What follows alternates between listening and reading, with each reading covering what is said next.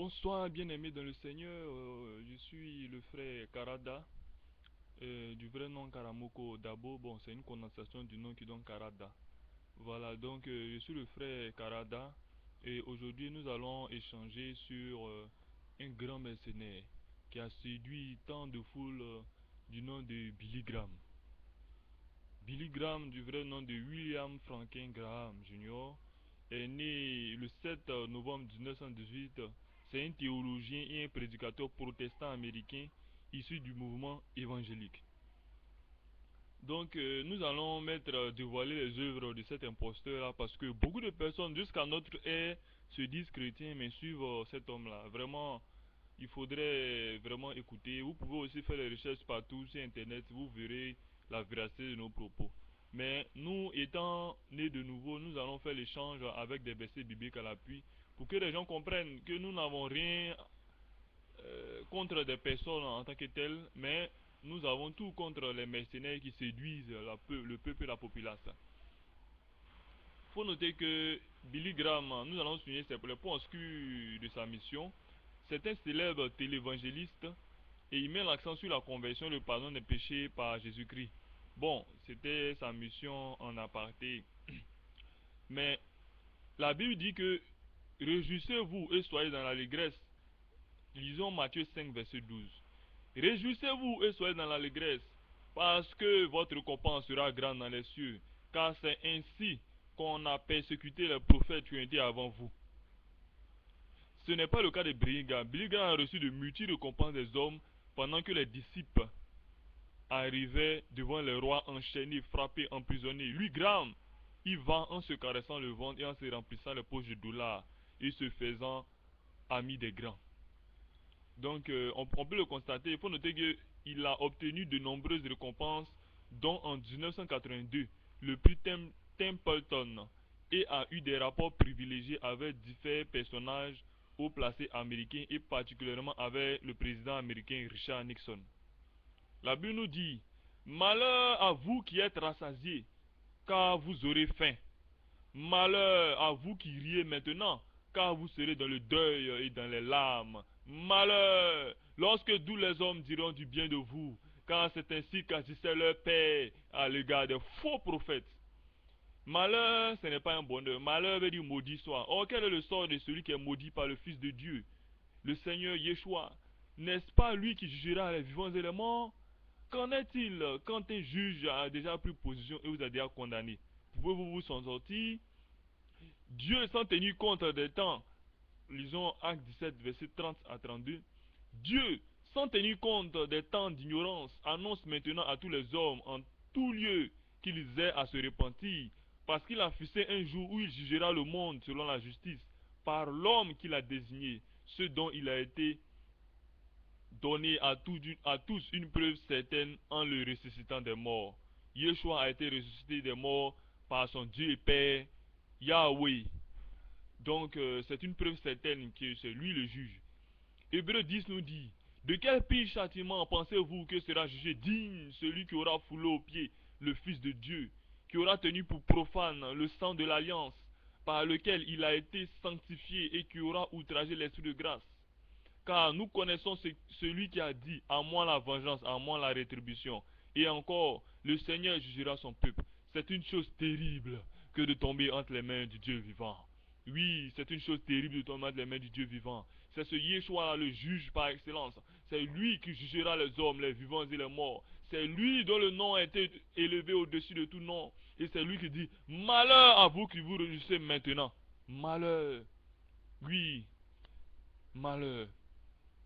Faut noter que, regardez Billy Graham, lisons une partie de sa vie, dans le sondage Gallup, G-A-2-L-U-P, Gallup, en 2002, sur les hommes les plus admirés aux États-Unis, le prédicateur Billy Graham arrive en 6e position depuis 1948. C'est la 45e fois qu'il figure dans cette liste.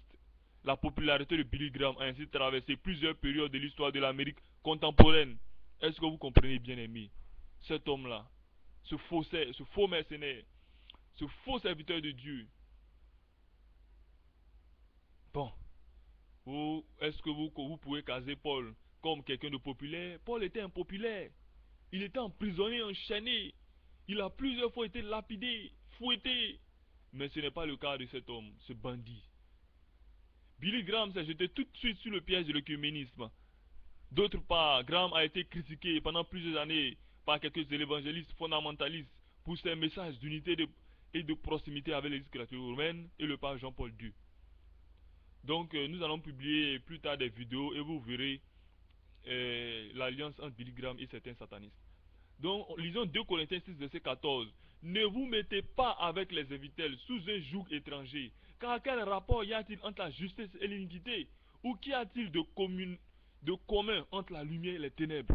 Bien-aimés amis du Seigneur, il n'y a rien entre la lumière et les ténèbres. Paul ne pouvait pas s'allier à Bar-Jésus, ni Pierre à des magiciens pour en être des amis. Non, ce n'est pas possible.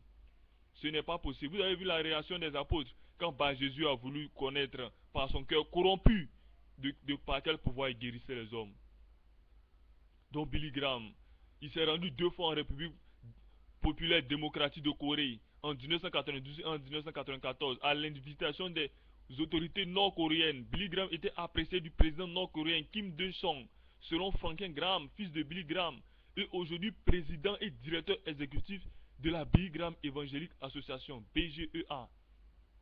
D'une part, et président de l'organisation d'entraide internationale samaritaine, SPURS. D'autre part, les liens de confiance entre la famille Graham et les autorités nord-coréennes ont ainsi conduit à la réalisation de plusieurs projets de coopération de Corée du Nord par la BGA et la Samari PURS, s'agissant du réseau de télévision de la RPDC, de la mise en place de cliniques dentaires ou d'une unité de soins intensifs. Voyez-vous, bon, nous avons déjà vu l'abomination de l'alliance de Billy Graham, ce faux prophète-là, avec ce faux serviteur de Dieu avec des autorités de ce monde. Mais regardez un peu le rôle de son fils. Son fils est président directeur exécutif de la Billy Graham Evangelic Association. Vous voyez, c'est une machine mise en place. C'est un financement. Je dirais que c'est une organisation financière qu'ils ont mis en place et non des églises. Oui, c'est des organisations financières qui sont mises en place, des buildings d'argent. Ils ne se soucient jamais, ils ne se soucieront jamais de votre âme. Ils ne se soucieront jamais de quoi vous mangerez demain. Ils ne se soucieront jamais si vous avez la vie éternelle. Ils ne se soucieront jamais de votre sort. Ils se soucient que de leur ventre et de leur argent. Le Seigneur l'a bien dit dans Jean 10, que les mercenaires viennent pour voler, pour dérober. Ne suivez pas cet homme, ni les hommes qui se disent de lui, car c'est des faussaires et des brigands. Nous avons vu que Billy Graham était ennemi de la nation hébreu par l'échange qu'il avait avec le président Richard Nixon le 1er février 1972, où il a révélé que les Juifs, oui, que les Juifs, c'était des personnes là même qui créaient le mal dans le monde. Et rappelez-vous que ces paroles-là viennent des grands satanistes de ce monde, dont le dictateur Hitler et bien d'autres. Bien aimés amis du Seigneur, je vais m'arrêter là et vous verrez des vidéos que je vais ajouter à ce message là sur un autre témoignage, et là vous verrez l'association entre Billy Graham et le président Bush qui est en réalité un grand sataniste, et vous verrez le piège de tout ça. Donc bien aimés amis du Seigneur, j'aimerais que vous vous repentiez vraiment. J'ai mal au cœur parce que beaucoup pensent qu'ils sont dans la protection en se mettant sous les jougs de certains hommes de Dieu. Je vais lire Jean 10 et m'arrêter là. En vérité, je vous le dis, celui qui n'entre pas par la porte dans la bergerie, mais qui y monte par ailleurs, est un voleur et un brigand. Mais celui qui entre par la porte est le berger des brebis. Le portier lui ouvre et les brebis entendent sa voix. Il appelle par leur nom les brebis qui lui appartiennent et il les conduit dehors. Lorsqu'il a fait sortir toutes ses propres brebis, il marche devant elles et les brebis le suivent parce qu'elles connaissent sa voix. Elles ne suivent point un étranger parce qu'elles fuiront loin de lui, parce qu'elles ne connaissent pas la voix des étrangers. Yeshua leur dit cette parabole, mais ils ne comprirent pas de quoi il leur parlait. Yeshua leur dit encore, en vérité, je vous le dis, je suis la porte des brebis. Tous ceux qui sont venus avant moi sont des voleurs et des brigands, mais les brebis ne les ont point écoutés. Je suis la porte. Si quelqu'un entre par moi, il sera sauvé. Il entrera et il sortira et il trouvera des pâturages. Le voleur ne vient que pour dérober, égorger, détruire. Mais je suis venu afin que les brebis aient la vie et qu'elles soient dans l'abondance. Je suis le bon berger. Le bon berger donne sa vie pour ses brebis. Mais le mercenaire, qui n'est pas le berger et qui n'appartient pas, à qui n'appartiennent pas les brebis, voit venir le loup, c'est-à-dire Satan, abandonne les brebis et prend la fuite. Et le loup les ravit et les disperse. Le mercenaire s'enfuit parce qu'il est mercenaire et qu'il ne se met point en peine des brebis. Je suis le bon berger. Je connais mes brebis et elles me connaissent. Comme le Père me connaît et comme je connais le Père. Et je donne ma vie pour mes brebis. J'ai encore d'autres brebis qui ne sont pas de cette bergerie. Celles-là, il faut que je les amène. Elles entendront ma voix et il y aura un seul troupeau, un seul berger. Le Père m'aime parce que je donne ma vie afin de la reprendre. Personne ne me l'ôte, mais je donne de moi-même. J'ai le pouvoir de la donner et j'ai le pouvoir de la reprendre. Tel est l'ordre que j'ai reçu de mon Père. Voyez-vous, bien-aimés dans le Seigneur, voyez-vous, le mercenaire, il ne vient que pour dérober, pour détruire, pour égorger. Ne suivez pas Billy Graham. À la suite de ce message, je créerai une autre vidéo où j'ajouterai des vidéos afin que vous voyez l'abomination de cet homme-là. Soyez bénis. Amen. Bonsoir, bien-aimés dans le Seigneur. Je suis le frère Karada, du vrai nom Karamoko Dabo. Bon, c'est une condensation du nom qui donne Karada. Voilà, donc je suis le frère Karada et aujourd'hui nous allons échanger sur un grand mercenaire qui a séduit tant de foules du nom de Billy Graham. Billy Graham, du vrai nom de William Franklin Graham Jr., est né le 7 novembre 1918. C'est un théologien et un prédicateur protestant américain issu du mouvement évangélique. Donc nous allons dévoiler les œuvres de cet imposteur-là parce que beaucoup de personnes jusqu'à notre ère se disent chrétiens mais suivent cet homme-là. Vraiment, il faudrait vraiment écouter. Vous pouvez aussi faire les recherches partout sur internet, vous verrez la véracité de nos propos. Mais nous, étant nés de nouveau, nous allons faire l'échange avec des versets bibliques à l'appui pour que les gens comprennent que nous n'avons rien contre des personnes en tant que telles, mais nous avons tout contre les mercenaires qui séduisent le peuple et la population. Il faut noter que Billy Graham, nous allons souligner les points obscurs de sa mission.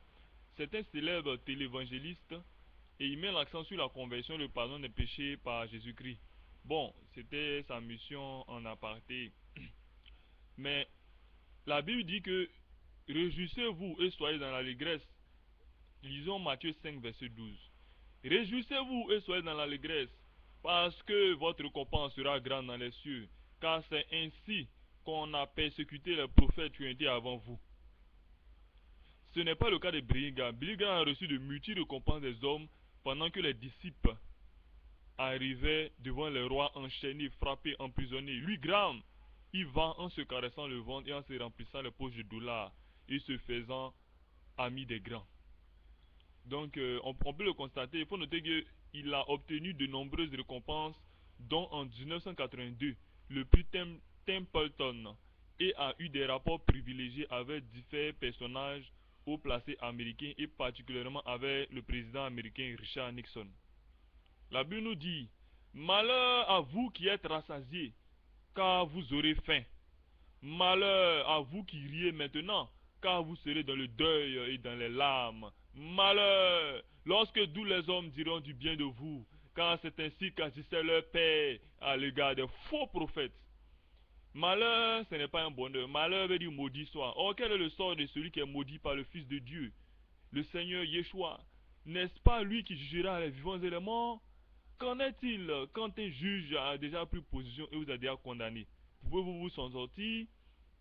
Dieu, sans tenir compte des temps, lisons Acte 17, verset 30 à 32, Dieu, sans tenir compte des temps d'ignorance, annonce maintenant à tous les hommes en tout lieu qu'ils aient à se repentir, parce qu'il a fixé un jour où il jugera le monde selon la justice, par l'homme qu'il a désigné, ce dont il a été donné à tous une preuve certaine en le ressuscitant des morts. Yeshua a été ressuscité des morts par son Dieu et Père, Yahweh. Donc c'est une preuve certaine que c'est lui le juge. Hébreu 10 nous dit, de quel pire châtiment pensez-vous que sera jugé digne celui qui aura foulé aux pieds le Fils de Dieu, qui aura tenu pour profane le sang de l'alliance par lequel il a été sanctifié et qui aura outragé l'esprit de grâce? Car nous connaissons celui qui a dit, à moi la vengeance, à moi la rétribution. Et encore, le Seigneur jugera son peuple. C'est une chose terrible que de tomber entre les mains du Dieu vivant. Oui, c'est une chose terrible de tomber entre les mains du Dieu vivant. C'est ce Yeshua, le juge par excellence. C'est lui qui jugera les hommes, les vivants et les morts. C'est lui dont le nom a été élevé au-dessus de tout nom. Et c'est lui qui dit, malheur à vous qui vous réjouissez maintenant. Malheur. Oui, malheur.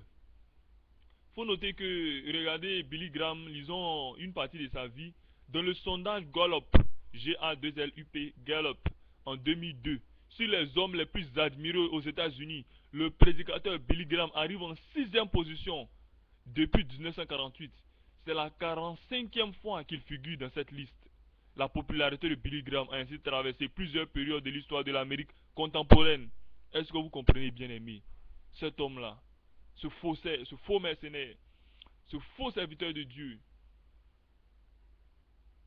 Bon, est-ce que vous pouvez caser Paul comme quelqu'un de populaire? Paul était impopulaire. Il était emprisonné, enchaîné. Il a plusieurs fois été lapidé, fouetté. Mais ce n'est pas le cas de cet homme, ce bandit. Billy Graham s'est jeté tout de suite sur le piège de l'œcuménisme. D'autre part, Graham a été critiqué pendant plusieurs années par quelques évangélistes fondamentalistes pour ses messages d'unité et de proximité avec l'Église catholique romaine et le pape Jean-Paul II. Donc nous allons publier plus tard des vidéos et vous verrez l'alliance entre Billy Graham et certains satanistes. Donc lisons 2 Corinthiens 6 verset 14. Ne vous mettez pas avec les infidèles sous un joug étranger, car quel rapport y a-t-il entre la justice et l'iniquité?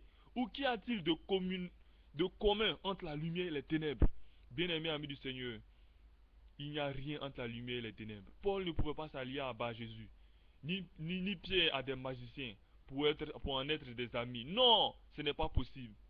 Ce n'est pas possible. Vous avez vu la réaction des apôtres quand Bar Jésus a voulu connaître par son cœur corrompu par quel pouvoir il guérissait les hommes.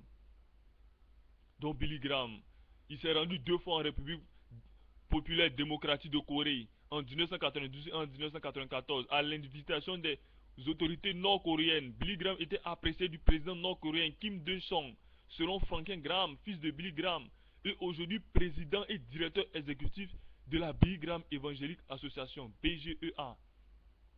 D'une part, et président de l'organisation d'entraide internationale samaritaine, SPURS.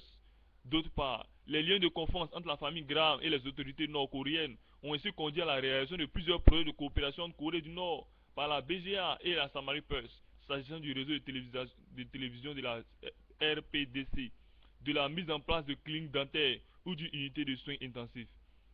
Voyez-vous, bon, nous avons déjà vu l'abomination de l'alliance de Billy Graham, ce faux prophète-là, avec ce faux serviteur de Dieu avec des autorités de ce monde. Mais regardez un peu le rôle de son fils. Son fils est président directeur exécutif de la Billy Graham Evangelic Association. Vous voyez, c'est une machine mise en place. C'est un financement. Je dirais que c'est une organisation financière qu'ils ont mis en place et non des églises. Oui, c'est des organisations financières qui sont mises en place, des buildings d'argent. Ils ne se soucient jamais, ils ne se soucieront jamais de votre âme. Ils ne se soucieront jamais de quoi vous mangerez demain. Ils ne se soucieront jamais si vous avez la vie éternelle. Ils ne se soucieront jamais de votre sort. Ils se soucient que de leur ventre et de leur argent. Le Seigneur l'a bien dit dans Jean 10, que les mercenaires viennent pour voler et pour dérober. Ne suivez pas cet homme, ni les hommes qui se disent de lui, car c'est des faussaires et des brigands. Nous avons vu que Billy Graham était ennemi de la nation hébreu par l'échange qu'il avait avec le président Richard Nixon le 1er février 1972, où il a révélé que les Juifs, oui, que les Juifs, c'était des personnes là même qui créaient le mal dans le monde. Et rappelez-vous que ces paroles-là viennent des grands satanistes de ce monde, dont le dictateur Hitler et bien d'autres. Bien-aimés amis du Seigneur, je vais m'arrêter là et vous verrez des vidéos que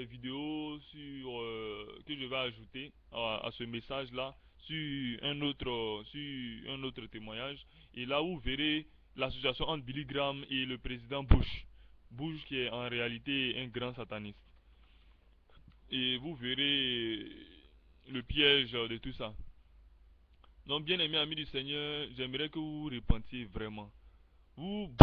J'ai mal au cœur parce que beaucoup pensent qu'ils sont dans la protection en se mettant sous les jougs de certains hommes de Dieu. Je vais lire Jean 10 et m'arrêter là. En vérité, je vous le dis, celui qui n'entre pas par la porte dans la bergerie, mais qui y monte par ailleurs est un voleur et un brigand. Mais celui qui entre par la porte est le berger des brebis. Le portier lui ouvre et les brebis entendent sa voix. Il appelle par leur nom les brebis qui lui appartiennent et il les conduit dehors. Lorsqu'il a fait sortir toutes ses propres brebis, il marche devant elles et les brebis le suivent parce qu'elles connaissent sa voix. Elles ne suivent point un étranger parce qu'elles fuiront loin de lui, parce qu'elles ne connaissent pas la voix des étrangers. Yeshua leur dit cette parabole, mais ils ne comprirent pas de quoi il leur parlait. Yeshua leur dit encore, en vérité, je vous le dis, je suis la porte des brebis. Tous ceux qui sont venus avant moi sont des voleurs et des brigands, mais les brebis ne les ont point écoutés. Je suis la porte. Si quelqu'un entre par moi, il sera sauvé. Il entrera et il sortira et il trouvera des pâturages. Le voleur ne vient que pour dérober, égorger, détruire. Mais je suis venu afin que les brebis aient la vie et qu'elles soient dans l'abondance. Je suis le bon berger. Le bon berger donne sa vie pour ses brebis. Mais le mercenaire, qui n'est pas le berger et qui n'appartient pas, à qui n'appartiennent pas les brebis, voit venir le loup, c'est-à-dire Satan, abandonne les brebis et prend la fuite, et le loup les ravit et les disperse. Le mercenaire s'enfuit parce qu'il est mercenaire et qu'il ne se met point en peine des brebis. Je suis le bon berger, je connais mes brebis et elles me connaissent. Comme le Père me connaît et comme je connais le Père, et je donne ma vie pour mes brebis. J'ai encore d'autres brebis qui ne sont pas de cette bergerie. Celles-là, il faut que je les amène. Elles entendront ma voix et il y aura un seul troupeau, un seul berger. Le Père m'aime parce que je donne ma vie afin de la reprendre. Personne ne me l'ôte, mais je donne de moi-même. J'ai le pouvoir de la donner et j'ai le pouvoir de la reprendre. Tel est l'ordre que j'ai reçu de mon Père. Voyez-vous, bien-aimés dans le Seigneur, voyez-vous, le mercenaire, il ne vient que pour dérober, pour détruire, pour égorger. Ne suivez pas Billy Graham. À la suite de ce message, je créerai une autre vidéo où j'ajouterai des vidéos afin que vous voyez l'abomination de cet homme-là. Soyez bénis. Amen. Do we all worship the same God, Christian and Muslim? I think we do. We have different routes of getting to the Almighty. Does Bin Laden, does Abu Musab al-Zarqawi pray to the same God that you and I do? I think they pray to a false God. Otherwise they wouldn't be killing innocent lives like they have been. Do Christians and non-Christians, do Muslims go to heaven, in your mind? Yes, they do. We have different routes of getting there. Satan. The drive to establish a universal religion has influenced some of the highest levels of the Protestant churches as well. Two great supporters of Pope John Paul are Robert Schuller, who made a special trip to Rome to ask the Pope's blessing on the building plans for his Crystal Cathedral, and the Reverend Billy Graham, who has called the Pope the greatest religious leader of the modern world and one of the greatest moral and spiritual leaders of the century.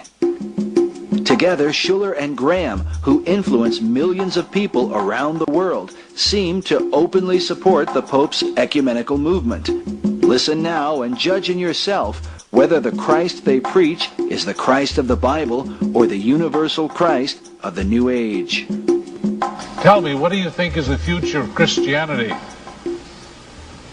Well, Christianity and being a true believer, you know, I think there's the body of Christ, which comes from all the Christian groups around the world, or outside the Christian groups. I think everybody that loves Christ or knows Christ whether they're conscious of it or not. They're members of the body of Christ. And I don't think that we're going to see a great sweeping revival that will turn the whole world to Christ at any time. I think James answered that, the Apostle James, in the first council in Jerusalem, when he said that God's purpose for this age is to call out a people for his name. And that's what God is doing today. He's calling people out of the world for his name, whether they come from the Muslim world or the Buddhist world or the Christian world or the non-believing world.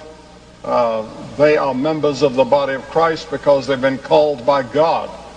They may not even know the name of Jesus, but they know in their heart that they need something that they don't have, and they turn to the only light that they have. And I think that they are saved and that they're going to be with us in heaven.